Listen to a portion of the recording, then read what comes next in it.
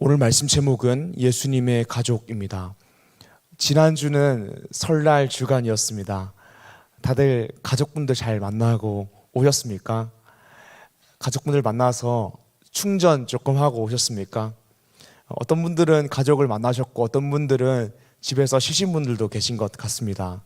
저번 주에 지나가다가 어떤 청년을 붙잡고 명절 때 어디 다녀오셨어요? 라고 여쭤보니까요, 어디 다녀왔는데 이렇게 이야기하더라고요. 친척들을 만나서 너무 힘들었다. 하지만 용돈을 받기 위해서 인내로 오래 참음으로 꾹 앉아있다가 용돈을 받고 일어났다라는 이야기를 하시더라고요. 정말 오랜만에 가족들을 보면 힘이 돼야 되는데, 오랜만에 만나서 힘이 되는 가족이 있는가 하면 오랜만에 만났는데 힘이 드는 가족도 있는 것 같습니다.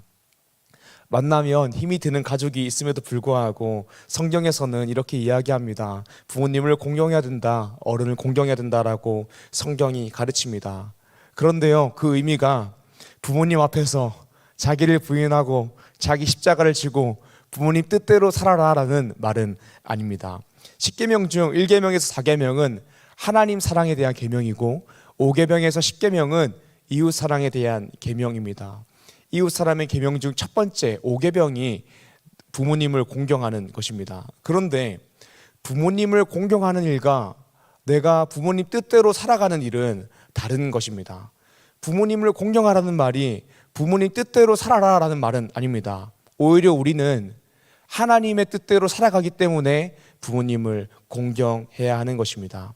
그러므로 우리는 하나님께서 우리에게 주신 이 혈통적 가족을 사랑해야 하지만 그 가족보다 더 큰 의미인 예수 안에서 가족된 영적인 가족, 하나님의 가족, 예수님의 가족, 하나님의 자녀로서의 인생을 살아가야 합니다. 오늘 말씀 제목은 예수님의 가족입니다. 오늘 말씀을 통하여서 우리가 예수 안에서 가족된 하나님의 가족, 영적 가족은 누구인가와 그런 예수님의 가족은 어떻게 살아야 하는지 말씀을 통해서 나누길 원합니다. 사랑하는 리조이스 청년 여러분, 오늘 말씀을 통하여 예수 그리스도를 통해 하나님의 자녀가 된 영적 가족으로서 하나님의 뜻대로 인생을 살아가는, 그러므로 하나님께 기쁨이 되는 리조이스의 청년 한 사람 한 사람 되기를 주님의 이름으로 축복합니다. 아멘. 예수님의 가족, 오늘 말씀 첫 번째로는요, 예수 믿고 구원받은 사람은 하나님께 속한 한 가족이라는 것입니다. 먼저 예수님을 믿고 구원받은 사람은요, 그냥 천국행 티켓을 얻은 것이 아닙니다. 그냥 나 생명 얻었다 여기서 끝나는 것이 아닙니다. 그 사람의 신분과 존재 자체가 변화됩니다. 어떻게 변화될까요? 하나님의 자녀로 변화됩니다. 로마서 8장 14절에서 17절인데요, 제가 한 절, 여러분들이 한 절 나누어 읽고 마지막을 함께 읽겠습니다. 무릇 하나님의 영으로 인도함을 받는 사람은 곧 하나님의 아들이라.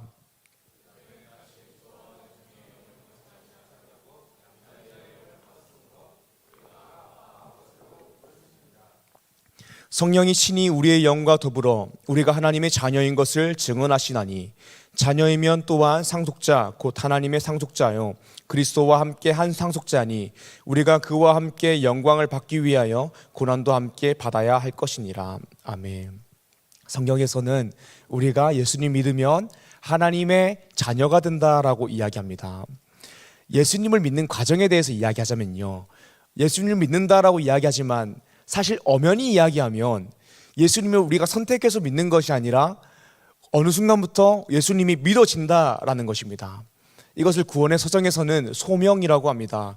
성령님께서 우리 가운데에 먼저 찾아와 오셔서 우리를 부르시고 우리 안에 내주하시는 것입니다.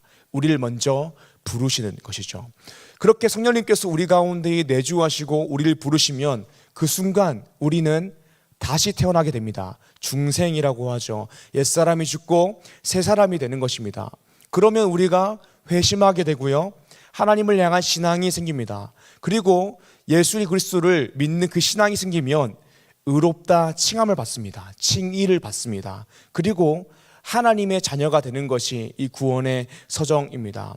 이런 우리는 예수 그리스도를 믿음으로 말미암아서 하나님의 자녀가 되었고 하나님 안에서 한 가족입니다. 오늘 말씀 제목처럼 예수님의 가족인 것입니다.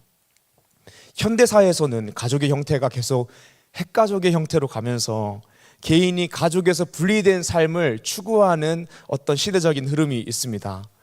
저는 충분히 그럴 수도 있고 그렇지 않을 수도 있다라고 생각합니다. 때로는 대가족의 시스템 안에서 사는 것이 좋을 때가 있고요. 또는 가족과 분리된 한 사람의 개인으로서 핵 개인으로서 살아가는 것이 좋은 점이 있다라고 생각합니다. 하지만 그것과 별개로 예수 그리스도 안에서 하나님의 자녀가 된 한 가족이 된 영적인 가족, 예수님의 가족은 절대로 분리될 수가 없습니다. 왜냐하면 우리가 하나님의 자녀가 되고 예수님의 가족이 되면 우리가 한 가족인 동시에 한 몸이기 때문입니다. 그래서 성경에서는 예수님의 가족을, 교회를 한 몸으로 표현합니다. 고린도전서 12장 12절 말씀인데요, 제가 읽겠습니다. 몸은 하나인데 많은 지체가 있고 몸의 지체가 많으나 한 몸인가 같이 그리스도도 그러하니라. 아멘. 말씀에서 하나님의 가족, 영적인 가족, 예수님의 가족을 한 몸으로 표현한 이유는 예수 믿고 구원받은 하나님의 자녀인 우리 한 사람 한 사람 모두가 하나님께 속했기 때문입니다. 하나님의 자녀가 된 우리 한 사람 한 사람 모두가 예수 그리스도께 속했기 때문입니다. 그러므로 우리는 예수 안에서 한 몸입니다. 그리고 머리 대신 예수 그리스도의 통치를 받게 됩니다. 에베소서 1장 22절에서 23절입니다. 또 만물을 그의 발 아래에 복종하게 하시고 그를 만물 위에 교회의 머리로 삼으셨느니라. 교회는 그의 몸이니 만물 안에서 만물을 충만하게 하시는 이의 충만함이니라. 아멘. 자, 우리는 모두 예수 그리스도를 통하여서 하나님의 자녀가 된 한 가족입니다. 그래서 우리가 형제님, 자매님, 또 새가족 이렇게 부르는 것이죠. 이 영적인 가족, 예수님의 가족을 우리는 교회라고 부릅니다. 우리는 몸의 각 지체이고 머리 대신 예수 그리스도 안에서 우리는 한 몸이라고 말씀은 이야기합니다. 오늘 말씀 제목은 예수님의 가족인데요, 우리가 오늘 말씀 첫 번째로 알아야 될 것은 예수 믿고 구원받은 사람은 하나님께 속한 한 가족이라는 것입니다. 오늘 말씀 두 번째입니다. 두 번째로는 그런데 교회 안에 있다고 다 가족은 아닙니다. 오늘 말씀 본문을 보게 되면 예수님을 대적하고 있는 두 부류의 사람이 나옵니다. 첫 번째로는 예수님의 친족들입니다. 오늘 말씀 20절인데요, 제가 읽겠습니다. 집에 들어가시니 무리가 다시 모임으로 식사할 겨를도 없는지라. 아멘. 예수님께서는 식사할 겨를도 없이 여러 기적을 보이시며 복음을 전하셨습니다. 그렇게 사역하셨습니다. 그때 예수님이 이 근처에서 사역하고 있다는 소식을 듣고 예수님의 친족들이 예수님을 찾아왔습니다. 21절입니다. 예수의 친족들이 듣고 그를 붙들러 나오니 이는 그가 미쳤다 하밀더라. 예수님의 친족들이 예수님께서 사역하고 있다는 소식을 듣고 너무 고생하십니다, 너무 고생이 많아요 라고 격려하려고 하는 것이 아니라 너가 미쳤구나, 더 이상 우리 집안의 명예를 실추시키지 말라라고 이야기하면서 예수님을 끌어내리려고, 붙들러 나오려고 왔습니다. 오늘 말씀 본문을 보게 되면 예수님을 대적한 사람, 첫 번째 부류가 예수님의 친족들이죠. 두 번째로 예수님을 대적한 사람들은 서기관들입니다. 오늘 말씀 22절인데요. 예루살렘에서 내려온 서기관들은 그가 바알세불이 짚혔다 하며 또 귀신의 왕을 힘입어 귀신을 쫓아낸다 하니, 당대의 유대인들은 이렇게 생각했습니다. 기적을 일으키는 것은 하나님의 능력을 받은 증표이다라고 생각했습니다. 그런데 예수님께서 너무나 많은 사람 앞에서 기적을 보이니까 서기관들도 예수님께서 기적을 일으킨다는 사실 자체를 부정할 수는 없었습니다. 그래서 서기관들은 예수님의 기적에 대해서 이렇게 이야기합니다. 예수님이 하나님의 능력에 힘입어서 기적을 일으킨 것이 아니라 귀신의 왕의 힘을 입어서 귀신을 쫓아낸다라는 말을 하였습니다. 그때 예수님께서 이렇게 말씀하십니다. 어떻게 사탄이 사탄을 쫓아내겠느냐? 만일 그 나라가 스스로 분쟁하면 그 나라가 설 수 없고 그 집이 스스로 분쟁하면 그 집이 설 수 없다라고 말씀하십니다. 그러면서 같은 본문의 사건이 나오는 마태복음을 보게 되면요, 마태복음 12장 33절에 나무도 좋고 열매도 좋다 하든지 나무도 좋지 않고 열매도 좋지 않다 하든지 알아. 그 열매로 나무를 아느니라. 아멘. 나의 사역의 열매로 나무를 알 수 있다라고 이야기합니다. 나의 사역의 열매가 선하기 때문에 이 나무가 악하지 않다라는 것을 알 수 있다라고 말씀하십니다. 사랑하는 여러분, 우리에게는 어떤 열매가 나오고 있습니까? 만약 우리가 하나님의 자녀라면 우리 가운데에서 성령의 열매가 맺혀야 되지 않겠습니까? 사랑, 희락, 이 기뻐하는 것, 화평, 오래 참음, 양선, 자비, 충성, 온유, 절제가 우리 삶 가운데에서 나와야 되지 않겠습니까? 그런데 이런 성령의 열매가 우리 가운데에 있습니까? 혹시 우리 삶 가운데에 계속 육체의 열매가 맺히고 있지는 않습니까? 성령의 열매와 육체의 열매는 단순합니다. 이 성령의 열매는요, 하나님 중심적인 삶, 이타적인 삶을 살아가는 것입니다. 육체의 열매도 단순합니다. 자기 중심적인 삶을 사는 것입니다. 우리는 우리의 삶 속에서, 가정에서, 또 교회 안에서, 셀에서 어떤 열매를 맺고 있습니까? 하나님 중심적인 열매가 맺히고 있습니까? 아니면 자기 중심적인 열매가 맺히고 있습니까? 마태복음 13장 25절에서 30절의 말씀입니다. 사람들이 잘 때에 그 원수가 와서 곡식 가운데 가라지를 덮으리고 왔더니 싹이 나고 결실할 때에 가라지도 보이거늘 집 주인의 종들이 와서 말하되 주여 밭에 좋은 씨를 뿌리지 아니하였나이까? 그런데 가라지가 어디서 생겼나이까? 주인이 이르되 원수가 이렇게 하였구나. 종들이 말하되 그러면 우리가 가서 이것을 뽑기를 원하시나이까? 주인이 이르되 가만두라.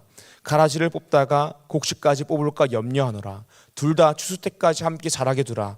추수 때에 내가 추수꾼들에게 말하기를 가라지는 먼저 거두어 불사르게 단으로 묶고 곡식은 모아 내 곡간에 넣어라 하리라. 아멘. 마태복음 말씀을 보게 되면 예수님께서 이렇게 말씀하십니다. 교회 안에 알곡이 있다. 그리고 믿음이 연약한 알곡이 있다. 그리고 가라지도 있다 라고 말씀하십니다. 성경 말씀에서는 예수님께서 이렇게 말씀하십니다. 교회 안에 양이 있다. 그리고 믿음이 연약한 양이 있다. 그런데 염소도 있다. 양의 탈을 쓴 늑대도 있다라고 말씀하십니다.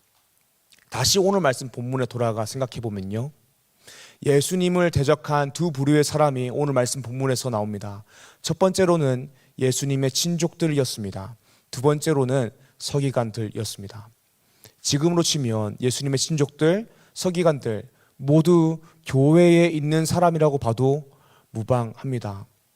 예수님의 친족들이잖아요. 교회에 있었겠죠. 서기관들, 교회에 있었겠죠. 그런데 사랑하는 여러분, 이들의 모습이 알곡입니까? 가라지입니까? 이들의 모습이 양입니까? 염소입니까?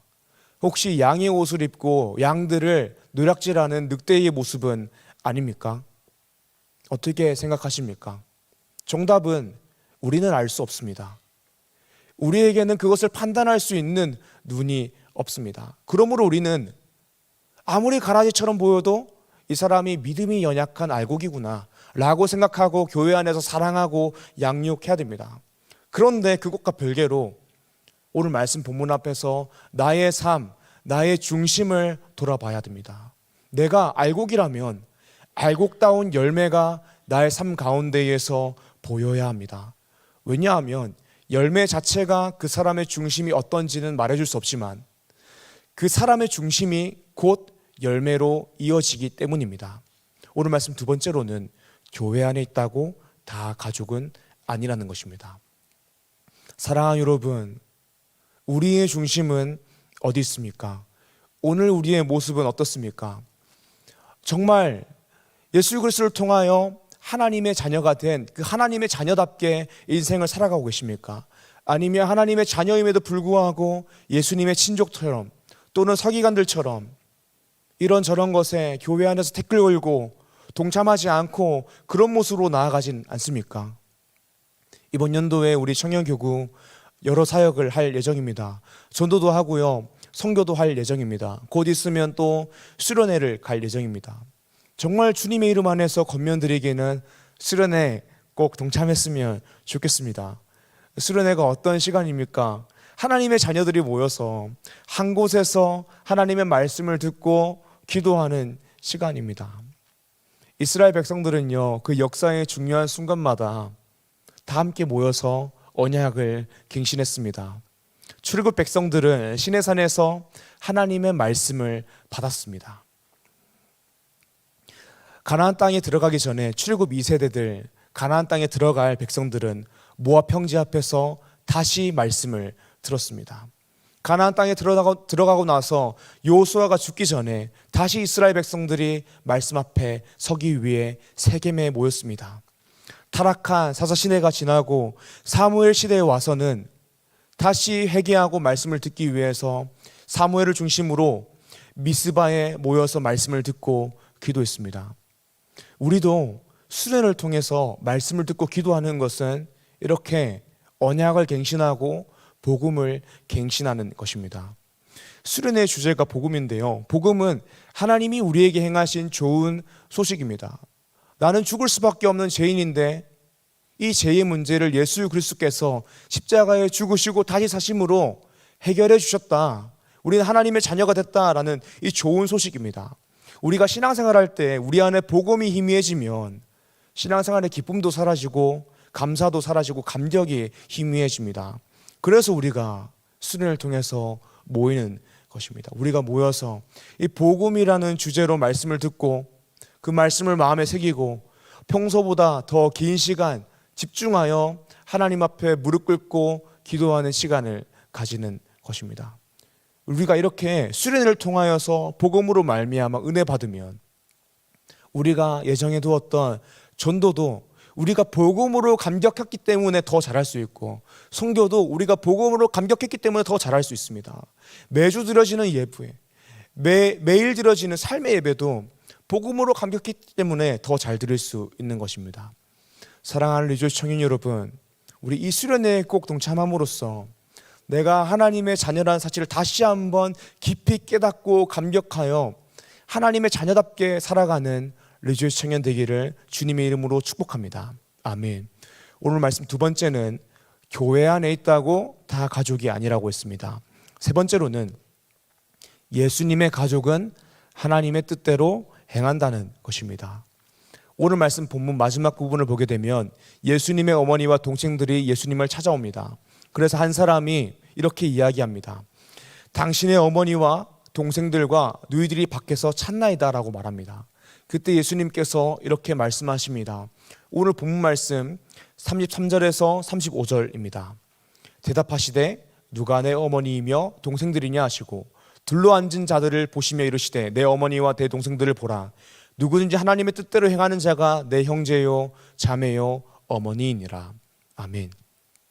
예수님께서는 혈통적 가족, 혈육이 중요하지 않다라고 말씀하시지는 않습니다.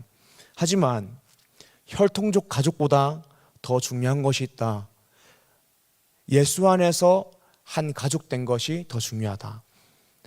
혈통적 가족보다 더 큰 영적인 가족의 중요성에 대해서 말씀하십니다.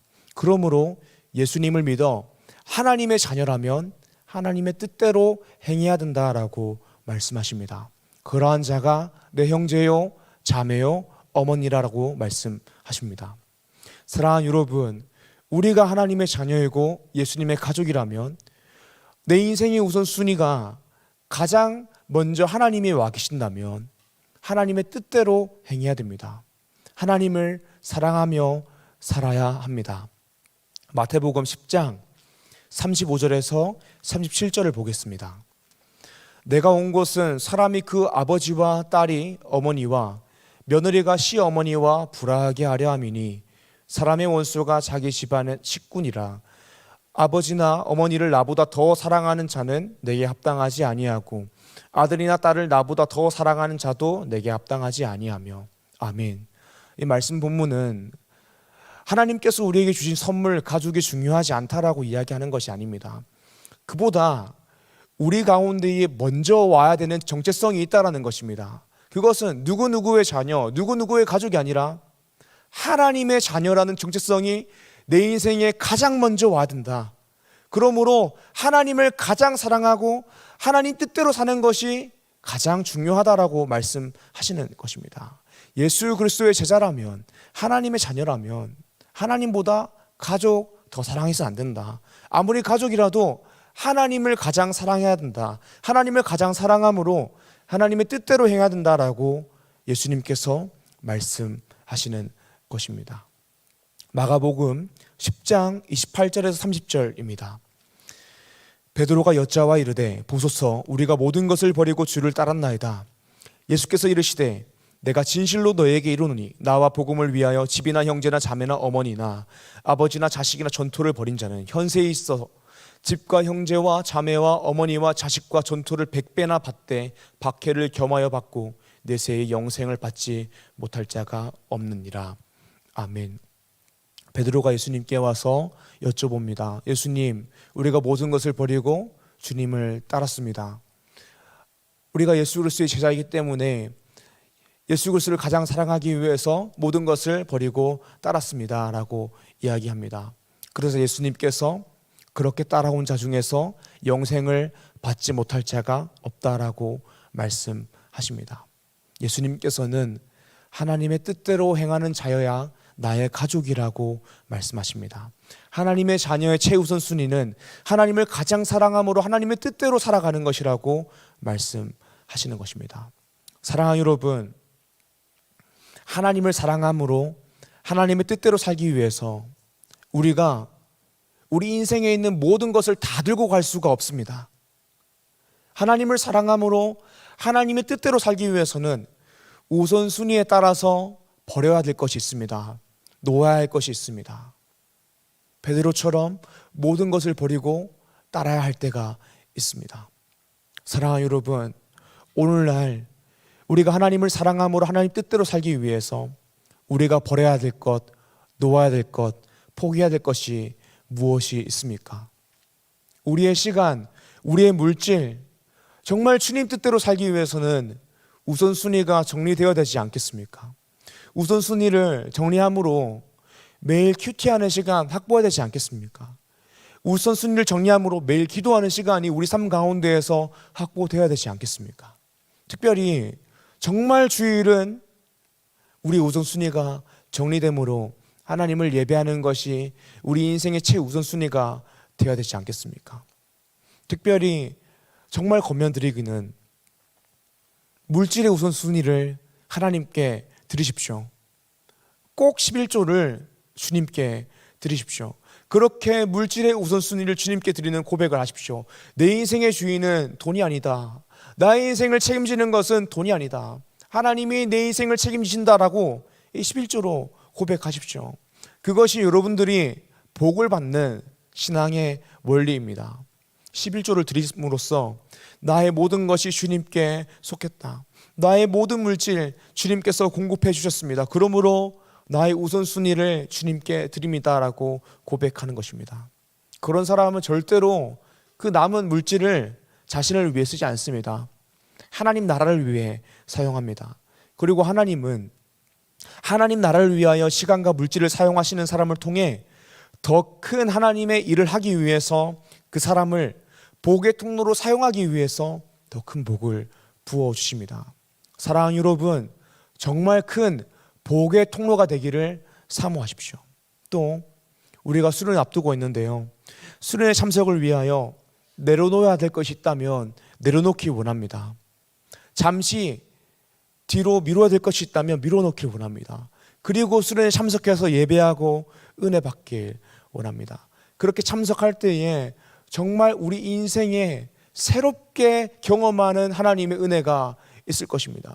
그러면 그 은혜를 받아서 우리가 또 한 달을, 두 달을, 세 달을, 1년을 살아가게 될 것입니다.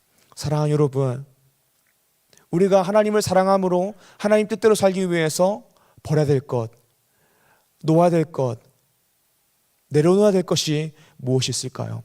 오늘 셀 모임을 통하여서도 나누길 원합니다. 하나님을 사랑함으로 하나님의 뜻대로 살기 위해서 내가 내려놓아야 될 것, 버려야 할 것이 무엇인지, 하나님이 내 인생의 1순위, 0순위가 되기 위해서 내려놓아야 될 내 마음속의 1순위가 무엇이었는지, 하나님의 자녀로서 살아감에도 불구하고 이것저것 놓지 못하고 포기하지 못하여 하나님 뜻대로 살지 못한다면 절대 하나님의 기쁨이 될 수 없습니다.